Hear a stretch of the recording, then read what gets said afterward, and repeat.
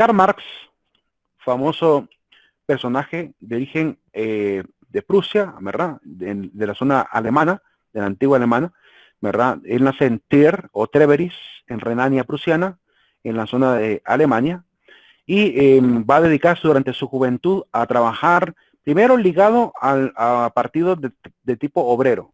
Es decir, que va a trabajar porque los obreros alcancen sus derechos, estará en sindicatos y después pasará a formar parte de este sistema de pensamiento con Friedrich Engels, que dará origen a una especie de nuevo dogma de carácter social, donde va a establecer el socialismo, primero el marxismo en general, que son todas sus ideas sobre la comprensión de la sociedad, donde nos va a hablar del materialismo, del socialismo, del comunismo, y estos principios sociales y comunistas darán origen a estos dos sistemas de pensamiento y de sistemas de carácter político también, que intentaron en cierto momento en Europa ponerse en boga.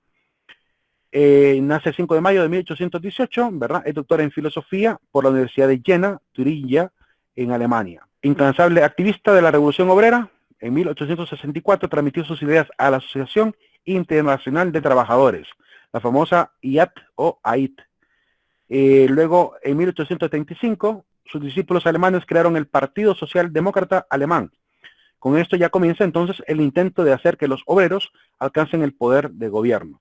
La AIT se refundó en 1889, ¿verdad? Ya con la ideología marxista como pensamiento dominante. Su contemporáneo, que es Friedrich Engels, va a asumir después de la muerte de Marx la dirección de este partido obrero, ¿verdad? Y el objetivo primordial, según Engels, era pues criticar el orden burgués, el orden de este sistema de industriales que habían adquirido además poder político y destruirlo con la revolución. Por tanto, traen este espíritu de una revolución contra los capitalistas de un sistema de gobierno. Y hasta el día de hoy lo siguen haciendo, ¿verdad? Los socialistas, los marxistas, siguen todavía con ese entusiasmo de quitar a los capitalistas del poder para darle el poder supuestamente al pueblo. Pero cuando hemos visto este tipo de sociedades que lograron el éxito de quitar al sistema capitalista e instaurar el socialismo, pues hemos visto que al final los líderes socialistas se vuelven en los nuevos burgueses. Por esa razón es un poquito hipócrita la lucha, ¿verdad? Cabe destacar que algunos críticos mencionan que posiblemente Marx, siendo judío, también haya sido masón, sobre todo porque los masones suelen estar representados normalmente en sus retratos y fotografías con la mano oculta en el pecho, señalando que tienen un nivel de grado de maestría dentro de los niveles jerárquicos que tiene la masonería. Para los que no conozcan la masonería, es un sistema de sociedad, es un club social donde hay diferentes personas de carácter, se puede decir, dominante a nivel de la política, de la economía, de la industria, de las ciencias también. Son personas que están bien formadas, que quieren formar una especie de sociedad, a veces secreta, a veces bastante obvia, donde hay una serie de personajes de influencia evidente a nivel social, que tienen de repente conocimientos científicos. Ellos dicen que están afanados por la ciencia, por el arte y la ciencia, pero también por la política, y han sido bastante influyentes y han estado en diferentes épocas influyendo, ¿verdad? Desde sus tertulias, desde sus reuniones secretas a las decisiones. Algunos de ellos se meten incluso en política y tratan de llevar todo el doctrinario de la masonería pues a su sistema político. De hecho, muchísimos próceres nuestros, algunos como se acusó, por ejemplo, a Dionisio de Herrera de ser francmasón. Se acusó también a Francisco Morazán de ser francmasón. Algunos creen que el Sabio Valle también era francmasón. Terencio Sierra parece que también era masón. Por lo cual, estos políticos que han estado ligados a la independencia de América, muchos de ellos han estado ligados también a esta ideología que viene desde Francia, de la masonería francesa. Y de hecho, otro famoso socialista, ¿verdad? Famoso Vladimir Lenin, también aparece en una fotografía con la mano oculta, ¿verdad? Que es uno de los símbolos de la masonería. Bueno, puede ser relativo, quizás sea una moda, hay que también ver esa posibilidad, que puede ser una moda, y no necesariamente es que estén comunicando que son masones, pero algunos creen que sí, que detrás de estas fotografías está el orgullo de ellos de declararle a los demás que fueron masones y que estaban en el poder o estaban bajo cierta popularidad, ¿verdad? Cumpliendo con los criterios y principios de la masonería. El siguiente pensador es Émile Durkheim. Volveremos a Marx también más adelante cuando toquemos el marxismo. Émile Durkheim es el sociólogo francés, considerado uno de los fundadores de la sociología, también está junto con Comte, al establecerla como disciplina académica, gracias a su obra también El suicidio, que es muy importante. Los que estudian psicología, les recomiendo muchísimo a los que estudian psicología que léanse la obra del suicidio, para que conozcan los tipos de suicida que él establece. Ya voy a hablar un poquito de ello. Porque es la primera investigación sociológica basada en datos y análisis estadísticos. ¿Qué obtuvo él en este estudio sociológico? Quiero exponerles las conclusiones a las cuales llegó gracias a esta investigación de carácter sociológico. Él tomó pues toda la parte de la base de datos de estadísticas que tenía a la mano, ¿verdad? Quizá del gobierno, de la policía, quizá, para analizar los tipos de suicidio y establecer más o menos con el método científico, ¿verdad? ¿Por qué la gente comete este acto de autolesión? Usa como base empírica entonces las estadísticas de la época, de comunidades judías y de gentiles, y obtuvo las siguientes conclusiones. Quiero advertir algo. A continuación vamos a ver las conclusiones de Émile Durkheim, y no hay ningún tipo de intento de dañar a ninguna de las dos religiones que van a ser mencionadas.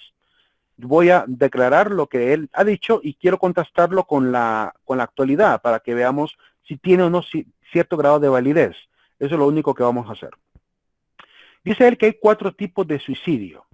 El suicida altruista, que es aquel que tiene baja importancia del yo y alta estima de la moral, por lo cual es el que da la vida por los demás, como los santos, los mártires de las iglesias, como el soldado también que muere en guerra, ¿verdad? Los que han sido decapitados por simplemente ser cristianos, o los que dan la vida por la patria. Esos son suicidas altruistas. Están los suicidas egoístas, cuando los vínculos sociales son demasiado débiles para comprometer al suicida con su propia vida. Entonces, en este caso está la gente que normalmente cree que nadie lo quiere, ¿verdad? Que ya no le importa a nadie, ya no tiene relación con nadie, entonces cree que la vida está mal, ¿verdad? Es esta gente que vive en cierta soledad.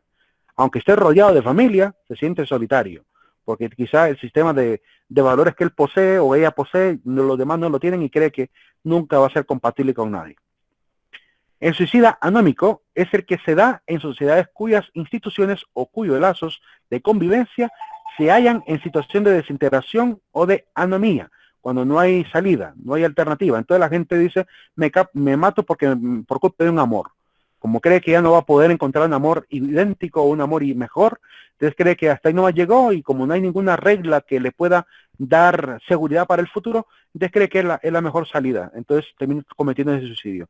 También ocurre con la gente que se quita la vida por el tema del trabajo, ¿verdad? Porque lo despidieron, entonces comete el suicidio laboral por haber sido despedido, creyendo que no va a haber oportunidades más en adelante. Y el suicida fatalista, que se produce allí cuando las reglas a las que están sometidos los individuos son demasiado férreas para que estos conciban la posibilidad de abandonar la situación en la que se hallan. Esto ocurre normalmente con los fanáticos políticos, los fanáticos religiosos, que se quitan la vida antes de ceder a los que quieren quitarle el privilegio de su doctrina. Hombres como Hitler, que se pegaron un tiro, que mataron a la gente cercana a él, ¿verdad? Porque creían de que no iban a dar el brazo a torcer respecto a sus ideales políticos, ¿verdad? Pero también ocurre en la gente religiosa, como el caso de Guyana. En Guyana existió un famoso pastor, no recuerdo el nombre de él, que logró obligar a más de 900 personas, creo que como 900 personas de su iglesia, a que cometieran suicidio masivo. Y al final él también se quitó la vida. Les hizo tomar cianuro. Y está en la fotografía. Busquen, por favor, secta de Guyana, ¿verdad? Suicidio. Buscan eso en Google y van a encontrar las imágenes de todos los cristianos, entre comillas cristianos, que se quitaron la vida motivados por este seductor, pseudo pastor que se atrevía a decir que prácticamente él era Cristo, ¿verdad? Y la gente le creía. Y la que no le creyó fue obligada a punta de pistola, a punta de arma, para que tomaran esa supuesta última cena. Por lo cual prefirieron matar a su iglesia antes de ceder a cambiar su doctrina. Ese es el suicida fatalista también. Ahora, no es solamente la descripción de los suicidios lo que hizo Émile Durkheim. Lo que va a hacer es declarar también cuáles son las posibles causas de estos suicidios. Él dice que las causas del suicidio son las siguientes. Primero, la fluctuación económica. Él cree que la gente comete más suicidio en sociedades donde hay más riqueza que en sociedades donde hay una vida rural. Hay más suicidas en comunidades cosmopolitas urbanas que en sociedades de tipo rural, de tipo campesina, ¿verdad? Hay más compromiso, por tanto, y más cercanía entre los ciudadanos de la zona campesina, por lo cual hay menos suicidio que en la ciudad. Mientras que en las sociedades más ricas, pues existe mayor posibilidad de suicidio. Y lo hemos visto, por ejemplo, con famosos actores que aún en la cúspide de su fama cometieron suicidio, aunque con algunos hay cierto cuidado, porque, por ejemplo, el caso de Marilyn Monroe se dice que probablemente no haya sido un suicidio, sino una especie de fabricación de escenario de suicidio, donde probablemente más bien la envenenaron. Porque estaba completamente desnuda, acostada boca abajo y un frasco de pastillas a la par en una cómoda. ¿Cómo pudo haber colocado el frasco de pastillas ahí cómodamente y a la vez quitarse la ropa y también acostarse ahí? Bueno, es un escenario bastante raro, por lo cual muchos creen que más bien fue una escena fabricada. Y este es el caso de Heath Ledger, el famoso actor del Guasón, también que probablemente no fue por sobredosis de drogas, sino también pudo haber sido un tipo de medicamento, según las amistades más cercanas. Pero lo cierto es que, estando en la cúspide de sus carreras, pues aparecen estas escenas de suicidio. Dice Emil Durkheim que también hay mayor suicidio según la ubicación geográfica. Hay más suicidios en las ciudades que en los pueblos, ¿verdad? Eso se puede tratar de ver entre las estadísticas de Honduras y podríamos quizá coincidir que es cierto. Hay más suicidios en las ciudades que en las comunidades. Dice también que hay más suicidio en comunidades de tipo protestante que de tipo católica. Aquí viene un tema bien interesante. Él dice que en las comunidades protestantes es más probable que cometan suicidio que la gente que vive bajo formación y bajo educación católica, porque existe un tema de carácter doctrinal dentro de su enseñanza, incluso dentro de sus cantos, que generan cierta falta de cohesión. La mayoría, por ejemplo, de cantos en la iglesia evangélica tienden a hablar más de una relación de yo y Dios, una relación individualista entre la persona y entre el hombre y Dios. Mientras que en la iglesia católica los cantos tienden más a enseñar y a promover el sentido de comunidad, el sentido de pertenencia, de grupo. Entonces, ante esa situación, yo quise sacar un listado de los cantos más famosos de la iglesia católica y los cantos más viejitos y famosos de la iglesia protestante. Los cantos más viejitos de cada iglesia, para ver si realmente Emil Durkheim tiene cierto grado de razón. Y pues sí, puedo encontrar esta relación. Por ejemplo, en el canto Iglesia soy y tú también, en el bautismo renacimos a una vida singular de iglesia católica, habla de que somos iglesia. Por tanto, yo y tú, no solamente yo. El otro canto que se llama Juntos como hermanos, miembros de una iglesia, es también un canto que habla de la comunidad. El canto que dice, ven con nosotros a caminar, ese canto dedicado a la Virgen María, también habla de estar unidos, de agregarse al grupo. El canto de Juntos cantando la alegría, de vernos unidos en la fe y el amor. El otro canto de Unidos en la vida, en un mismo trabajar, hablando de comunidad siempre. El canto de Dios nos convoca, venid, escuchemos su voz, ¿verdad? Y hay un canto que, aunque está en el mundo católico, no es de origen católico, como el canto carismático de Yo tengo un amigo que me ama. Ese canto es de origen pentecostal, que se trajo a la iglesia católica y lo hemos aprendido y lo hemos compartido en la iglesia católica, pero no es un canto de origen católico. Y en la iglesia protestante, ¿qué canto? Por ejemplo, este canto que dice, ¿qué sería de mí si no me hubieras perdonado? Ese canto habla de una relación individual con Dios. El canto de este Alex Campos, ¿verdad? Me robaste el corazón, aunque yo quede en el olvido. Ese canto también es un canto individualista. Y me gusta estar así, con el corazón enamorado de ti. Yo tengo un nuevo amor, el canto de Rabito, jamás imaginé poder hallar. Me has tomado en tu brazo, el canto de Marco Witt, ¿verdad? Y me has robado, me has dado salvación. El canto de quiero levantar mis manos, quiero levantar mi voz, un canto también individualista. Y la otra canto muy famoso, sumérgeme a mí, ¿verdad? Sumérgeme a mí. No habla de sumérgenos, no habla de pluralidad, habla de individualidad. Entonces, los cantos que son más emblemáticos, y yo digo que son más famosos en la iglesia evangélica, tienden más a esta relación íntima con Dios, entre el hombre y Dios, solitaria. Mientras que, como vemos en los cantos populares de la Iglesia Católica, lo de las comunidades y zonas rurales, los que cantan más en zonas rurales tienden a llamar más bien a la comunidad.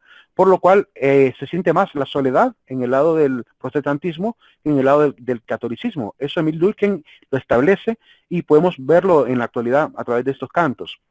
No digamos a través de la doctrina, ¿verdad? La doctrina pues también que enseñan pues es la relación de yo con Dios. Yo pacto con Dios, yo me relaciono con Dios, yo oro a Dios. Mientras que en la Iglesia Católica es yo oro por el hermano. Los santos interceden por mí. Es decir, que hay una relación de otros conmigo, ¿verdad? No solamente soy yo y Dios. Por tanto, la cohesión grupal, según Emil Durkheim, marca la cantidad de suicidios. Dice que donde hay grupos de mayor cohesión, ¿verdad? En estos grupos hay menos posibilidades de que hayan suicidios. Y en grupos donde hay menos cohesión, menos sentido de pertenencia, menos identidad, pues hay mayor probabilidad de que existan tasas de suicidio altas, ¿verdad? Eso establece también dentro de la obra. Y por último, pues ya esto no lo dice Emil Durkheim, lo que estoy presentando es un dato más actualizado de las causas por las cuales la gente comete suicidios. La mayoría lo comete por causas de tipo de problemas familiares. La mayoría es por problemas familiares. Que mis papás no me entienden, ya no valgo para ellos y la gente se quita la vida por eso. La segunda causa más fuerte es la decepción amorosa, ¿verdad? La tercera causa es el problema económico. Y la última es la enfermedad terminal, ¿verdad? La cuarta más baja. Y las demás ya son por pérdida de empleo, dolor moral, delirio, duelo y algunas que no se encontraron el motivo por el cual se cometen suicidio, que es muy bajo, ¿verdad? Apenas un 6%. Rara vez alguien se quita la vida porque de repente murió su familiar, el duelo. La gente que se quita la vida porque murió su madre o su padre, entonces dice, yo no puedo vivir sin él, entonces se quitan la vida. O porque murió un hijo también. Ese es el suicidio por duelo. Estas son las causas más probables de suicidio y las que normalmente están estipuladas a nivel de la estadística también. Algunos datos estadísticos también sobre Honduras. Me gustaría, ya que hablamos del suicidio, hablar un poquito de Honduras. En Honduras tenemos de cada 100.000 personas, 5 personas se quitan la vida. Es decir, un total de 308 suicidios para el 2011, 312 para el 2012, 300 para el año 2013, ¿verdad? De 7.936 que eran la población de Honduras en aquel entonces, en 2014, hubo 476 suicidios, que es una tasa del 6%. 2018, pues hubo 405 suicidios, ¿verdad? De los cuales 86% son suicidas hombres y 14 suicidas mujeres, ¿verdad? Y en las edades, el primer lugar de edades en que la gente se quita la vida va de los 40 a los 44 años, la segunda edad es de 20 a 29, la tercera de 20 a 24 y la última de 10 a 14 años. Las zonas donde más suicidio hay en Honduras es 58% en la zona urbana, así que sí le pegó al clavo Emil Durkheim con esto, y 42% en las zonas rurales. Y los métodos que ocupan en Honduras por pastillas, suspensión, envenenamiento, ¿verdad? O por armas de fuego. Y la hora que normalmente escogen los suicidas para quitarse la vida es por las mañanas. Según la investigación, ¿verdad? Del 18 de febrero del año 2019 de Saúl Vázquez, es el que presenta estos datos del lado derecho, para que tengamos más o menos un panorama social también alrededor de este fenómeno en Honduras. El siguiente pensador es Max Wilhelm Carl Weber, mejor conocido simplemente como Max Weber. Es un economista, sociólogo, quizá el más importante del siglo XX, conocido por su análisis sistemático de la religión, el capitalismo y la burocracia. Pretendió refutar al marxismo, ¿verdad? Y yo digo que lo ha logrado. Yo digo que ha logrado hacer quedar mal al marxismo y proponer realmente que la libertad económica es la mejor solución para los países. Ni siquiera el capitalismo, sino la libertad económica, que es lo que realmente se va a proponer. Obras importantes: La economía y la sociedad, El político y el científico, La ética protestante y el espíritu del capitalismo, que vamos a hacer una pequeña revisión de esta obra también, porque ataca uno de los problemas primordiales por el cual hay discusión en Honduras. Recuerden que aquí en Honduras tenemos un partido de carácter conservador y también hay partidos de carácter de izquierda, ¿verdad? Por lo cual estamos en ese debate entre el capitalismo y socialismo y es evidente que tenemos que ver un poco acerca de ello. Estudios sobre sociología de la religión, también es importante ver este papel. Estudio de metodología, economía y sociedad, estudios de sociología y política de la historia social y económica, por mencionar algunas de las obras que él va a escribir entre los años 1904 a 1924. En 20 años apenas, estos 6 libros. La ética protestante y el espíritu del capitalismo. Es una obra de 1904 a 1905, donde habla un poco del impacto que tiene el protestantismo en la doctrina prácticamente del capitalismo, en la idea de esta riqueza que se va a acumular en manos de unos pocos. La tesis principal es que hay un nacimiento del capitalismo y ese nacimiento tiene un fundamento en el sentido doctrinal de la predestinación calvinista. Recuerden ustedes que el calvinismo es una religión fundada por Juan Calvino. Es una iglesia de carácter cristiano fundada por uno de los padres del protestantismo, ¿verdad? Y él va a establecer la idea de que la riqueza que yo adquiero es porque es un premio de parte de Dios. Si recordamos el texto de Job, en el libro de Job, todo el libro es una tesis para demostrar que no es la riqueza, que no es el bienestar familiar, ni siquiera lo que realmente mide la gracia de Dios o el beneficio de la providencia divina. Por tanto, podemos carecer de todo ello y aún así la providencia de Dios no se apartaría de nosotros. Es decir, que no está en la parte material el tema de la providencia. Al menos eso es lo que podemos entender a partir del libro de Job. Y Job lo va a comprender después. Él creía que Dios lo había abandonado porque perdió su hacienda, su mujer, su niño, sus hijos, ¿verdad? Su ganado, y cayó en enfermedad. Y él creía que por toda esa pérdida económica y personal que tuvo, Dios lo abandonó. Y quería preguntar a Dios por qué ese castigo. Pero al final comprendió que no, que todo está bien planeado y que la providencia de Dios no va a abandonarlo a pesar de eso. ¿Por qué traigo a colación este texto? Porque refuta completamente la idea de la doctrina de predestinación calvinista, que cree que entre más rico soy es porque mejor amistad tengo con Dios. Y no es cierto. Los narcotraficantes tienen riqueza tremenda y no por eso son amigos de Dios. Es decir, no es la riqueza la que mide la amistad con Dios. Pero en la iglesia protestante calvinista se creía que sí. Y todavía hay iglesias que, aunque no son calvinistas, siguen creyendo que la gracia y la bondad de Dios está en el sustento material. Es decir, si yo tengo mi empresa exitosa, significa que estoy en gracia de Dios. Y si yo estoy con pecado, entonces mi empresa va a ir mal, va a estar atada y tengo que desatarla. ¿Y cómo desatan las iglesias evangélicas el tema económico? Lo desatan pactando, dando diezmos. Así lo desatan, según ellos. Ellos creen que pagando un pacto, que dando el diezmo, con eso van a liberar la parte económica y van a venir bendiciones económicas a la familia. Sin embargo, teológicamente, pues eso no tiene un sustento claro porque el Nuevo Testamento cambió completamente la imagen errónea de los judíos del Antiguo Testamento, que sí creían eso. Los del Antiguo Testamento sí creían que Dios bendecía a través de la materia. Pero como digo, con Job cambió completamente. La riqueza se interpretaba, por tanto, como garantía de esta gracia divina, dice Max Weber.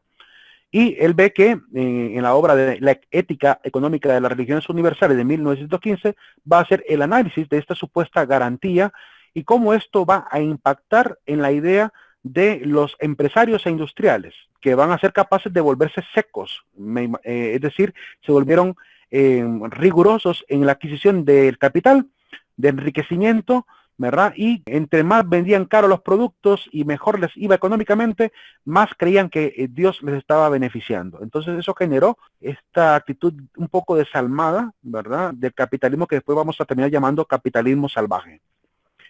La tesis que él presenta es que él va a demostrar la interdependencia mutua entre los sistemas de creencias del protestantismo y el medio económico y social. Lo va a hacer de la siguiente manera. Él va a encontrar unas diferencias claras entre los protestantes y católicos y cómo esto va a predeterminar también la política, la economía y las industrias a nivel social.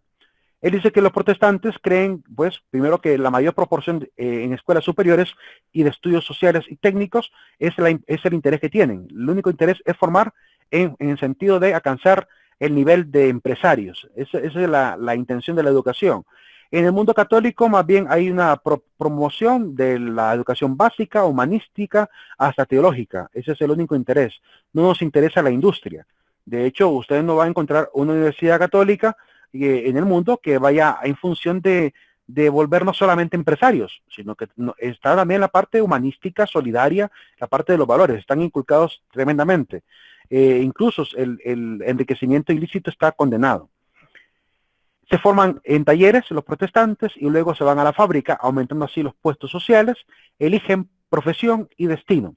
En el mundo católico, pues se forman normalmente en talleres, así quedan hasta llegar a maestros de los mismos sistemas, es decir, no están entusiasmados tanto, ni la educación les llega a entusiasmar tanto por ser fundadores de empresas, es decir, no es para que se vuelvan, se puede decir, sí emprendedores, sí trabajadores, sí diligentes, pero no está enfocado en la generación de nuevas empresas, está enfocado en la educación técnica para participar de empresas ya existentes.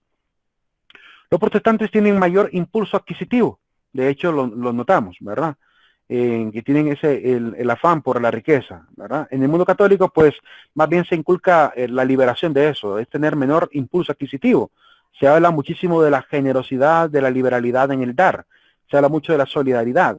Usted revisa los documentos del Papa, lo que él va a transmitir en los documentos es solidaridad, el sentido de volverse otra vez conscientes de que somos una sola casa y por tanto debemos compartir entre todos. Los protestantes tienen una idea de una religión materialista. Si hay lucro, entonces Dios lo permitió y hay que aprovecharlo, ¿verdad? Ellos creen que eso es así, que por tanto la religión la convierten en una religión materialista donde yo pago a Dios y Él me da. Los católicos mantienen una idea más bien de alejamiento del mundo. La raíz de todos los males es el amor por el dinero. Eso es un principio de 1 Timoteo capítulo 6 y para los católicos se vuelve una forma de vida. Por eso no estamos afanados por ser millonarios. Por lo menos no es ese el afán. Sí de tener trabajo digno, ¿verdad? De trabajo digno y de desenvolverme en lo que a mí me gusta, pero no de acumular por acumular. Max Weber va a citarnos de alguna manera las características del espíritu capitalista de Benjamin Franklin. Así que en especie de síntesis entre Max Weber y Benjamin Franklin, famoso prócer de Estados Unidos, pues vamos a ver cuáles son las características de este supuesto espíritu capitalista que van a ver para una época como 1700, 1800. En este caso podemos ver el tiempo es dinero. Esa es una doctrina, todavía la seguimos utilizando, ¿verdad? El tiempo es dinero. No solo se pierde esa suma, sino lo que ésta hubiera producido. De hecho, hoy en día tendríamos que volver un poquito a ser un poco más humanistas, porque hombres como Pepe Mujica, que fue presidente del Uruguay, llegó a decir en una conferencia, en una cumbre de presidentes, que el tiempo es dinero, pero también los recursos que se pueden transformar en dinero, los recursos tienen también otro valor oculto que estamos obviando, que es que para producir un recurso, para producir una nueva tecnología, un nuevo implemento, cualquier tipo de utensilio, herramienta o producto que hagamos, requiere no solamente dinero, sino también requiere vida. Es decir, que el tiempo es dinero, pero también el producto que producimos es vida. Y el tiempo que tardamos en producir ese producto, si lo estamos desperdiciando, automáticamente estaríamos desperdiciando también la vida. El crédito es dinero, el dinero es fértil y reproductivo, el buen pagador es dueño de la bolsa de cualquiera. Es decir, que si yo soy buen pagador, voy a poder seguir teniendo beneficios de crédito, ¿verdad? Si fallo, pierdo completamente la oportunidad. Por tanto, el financiamiento que podría haber obtenido con alguien, lo voy a perder y por tanto pierdo su bolsa. Esto es como, voy a poner un nombre de una empresa hondureña, como que yo le pagara mal a Yexterio. Si yo pierdo el crédito de Yexterio, nunca más voy a poder tener la facilidad de comprarme un producto que por simple trabajo cotidiano y ahorro quizás me costaría más poder conseguirlo, que aunque lo termine pagando 2, 3 veces más del costo, ciertamente es un beneficio el hecho de tener financiamiento, que nos den la oportunidad de tener alta tecnología, altos recursos, ¿verdad? Mediante pagos pequeños a largos periodos. Entonces, ese bolsillo económico que tiene en sus manos Yexterio me sirve a mí si soy buen pagador. Si lo pierdo, perdí la oportunidad también de poder adquirir esos productos.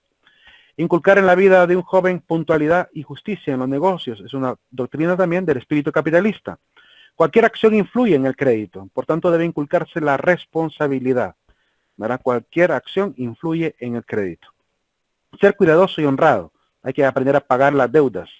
Miren, ahorita se ha viralizado la foto de una muchacha que al parecer ha estafado a un montón de personas, ¿verdad? Y se ha hecho muy viral, no recuerdo ni siquiera el nombre de esa muchacha. Pero qué triste terminar así, en las redes sociales por no haber sido cuidadoso y honrado. llevar cuentas de gastos e ingresos.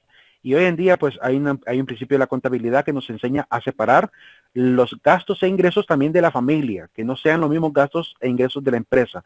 Debe estar separado la cartera de la empresa con la cartera familiar, ¿verdad? Completamente, para no confundir ni tampoco desfalcar ni canalizar fondos para cosas personales cuando no cumplen el beneficio de la empresa.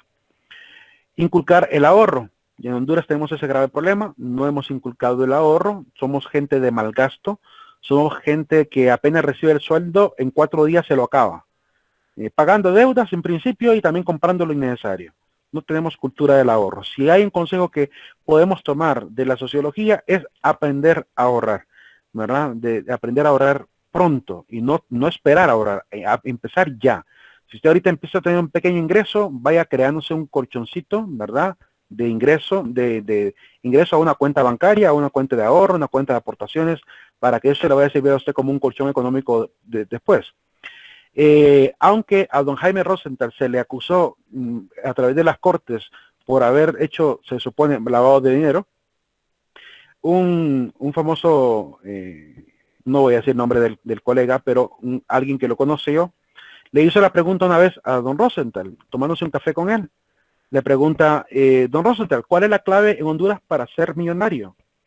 Y don Rosenthal, con esa receta característica que tenía, en paz descanso, don Rosenthal, le respondió de la siguiente manera, ¿verdad? Yo no sé, le dice. Yo solo sé que después de haber ahorrado mi primer millón, los siguientes se fueron acumulando solitos. Con esa simple frase entendió esta persona que sabe de economía que es la única manera de poder volverse millonario, ahorrando, no hay otra manera, ¿verdad? Si usted quiere tener riqueza, ahorre, no invierta, ¿verdad? No malgaste. Llevar con prudencia las cuentas también. Dice Max Weber que es el protestantismo el causante del capitalismo frío y capitalismo ascético. Cuando decimos capitalismo frío es que, bueno, le voy a dar un poquito de ganancia apenas a mi obrero, ¿verdad? Y la mayor ganancia me queda a mí, porque esa es mi bendición. Eso es lo que Dios me ha dado a mí. Y es ascético el capitalismo porque también es tacaño, de si no malgasta el dinero, no va a despilfarrar el dinero del protestante, va a guardar en cuentas bancarias y se va a acumular. Por eso los mayores países capitalistas de Europa son en su mayoría de tipo protestante. Inglaterra, por ejemplo. En Inglaterra la iglesia dominante es la iglesia, ¿cómo se llama? Anglicana, la iglesia protestante anglicana. En Alemania fue la luterana. Entonces, es decir, entre más protestante era el país, más capital se acumuló. No así Italia. Italia es extremadamente católica. Portugal también extremadamente católica. Irlanda extremadamente católica. Y no así, no ocupan los primeros lugares en cuanto a cantidad de capital en sus bienes, por así decirlo, en sus inversiones a nivel nacional. Por lo cual, sí tiene mucha razón Max Weber al poner en claro que el capitalismo es más posible en este tipo de pensamiento de carácter religioso. El pensamiento del burgués capitalista frío y promotor del ascetismo calvinista tenía esta siguiente forma de ver la realidad. Si existe una repartición desigual de bienes, es obra de providencia divina. Así que no es mi culpa que los demás sean pobres. Son pobres porque no tienen a Dios en su corazón y por tanto Dios no les bendice. Y yo que tengo a Dios en mi corazón, Dios me bendice, por tanto yo tengo más riqueza que ellos. Así que no es mi culpa. Esa es la actitud que toma, ¿verdad? Según él, los calvinistas en aquel entonces. No sabemos si hoy en día pues seguirán con la misma actitud. Para los calvinistas, como el mismo fundador, Juan Calvino, él creía que los salarios bajos no son un problema, ¿verdad? No son un problema. La pobreza mueve a la gente a trabajar. Es decir, que no hay que darle mucho dinero a la gente porque si no se vuelve demasiado avariciosa, ¿verdad? Y por tanto más haragana también para trabajar, más cómoda. Entonces, no, que ganen poquito suficiente para ir subsistiendo y que trabajen duro. Imagínense con ese tipo de pensamiento capitalista, ¿cómo no va a haber explotación? Hay razón que en Alemania surgiera el Partido Obrero. Hay razón, porque ahí el luteranismo fue fuerte. Más tarde estos ideales pues van a fracasar, ¿verdad? Al no resistir la tentación de la riqueza, porque ya hemos visto muchísimos casos de iglesias que son tan materialistas que ya están hasta acusadas de despilfarrar el dinero. En Costa Rica, la iglesia que se fundó ahí, que es la que tiene la cadena Enlace TVN, que es la iglesia fundada por Jonas y su padre, Jonas Jr., según entiendo, Don Jonas funda su iglesia ahí y con sus especiales transmitidos por televisión, sus maratónicas, se hizo multimillonario y llegó a ser acusado por el mismo gobierno y por investigación periodística de estar dando salarios, ¿verdad?, estratosféricos a gente que no hace absolutamente nada y por tanto está regalando el dinero de la iglesia a sus mismos familiares. Bueno, su madre, una señora viejita, percibía un sueldo y no se sabe por qué función jugaba, solo por ser la madre de él. Percibió un sueldo de la iglesia que él fundó. Va a ser acusado, por tanto, de enriquecerse ilícitamente. Van a comprar territorios en toda Costa Rica. Se van a hacer de un gran poder económico al punto que van a ser perseguidos mediáticamente. ¿Qué le tocó a Jonas hacer? Se fue para Miami. Allá está la sede de la iglesia en la CTBN. De esta iglesia fundada por él. Y desde ahí transmiten, tienen una cadena de televisoras por todo el mundo y siguen recogiendo maratónicas, ¿verdad? Siguen haciéndolo. Entonces, ese modelo yo llamaría industria protestante de recopilación de pactos, porque no le veo otra manera de verlo, pues generó pues un hito y evidentemente llevó a otras iglesias a practicar lo mismo, ¿verdad? A seguir generando la idea de que hay que pactar. No solamente hay que dar el diezmo, sino que también hay que pactar. Entonces sacan los grandes rimeros de hojas impresas de gente que ha pactado que 1,000, que 2,000, ¿verdad?, por cada pacto. Y lo hacen también a través de llamadas telefónicas que les cobran una gran cantidad a la gente que pide oración por telefonía. Llaman de repente y la llamada les sale que en unos 500 lempiras la llamada porque pidan oración. Entonces ahí tienen una cantidad de call centers recibiendo dineral por llamadas de gente pidiendo oración por ellos, ¿verdad? Y al final la gente se lleva la sorpresita que en su factura le salen llamaditas, ¿verdad?, de 50 para arriba. De 50, que tal vez solo fue un minuto de oración y son 50 pesitos por llamada. Entonces, esa gran industria que han montado, pues evidentemente deja ver este fracaso, el fracaso ideológico que desenmascara tarde o temprano la corrupción que generó este pensamiento de supuesta providencia divina materialista.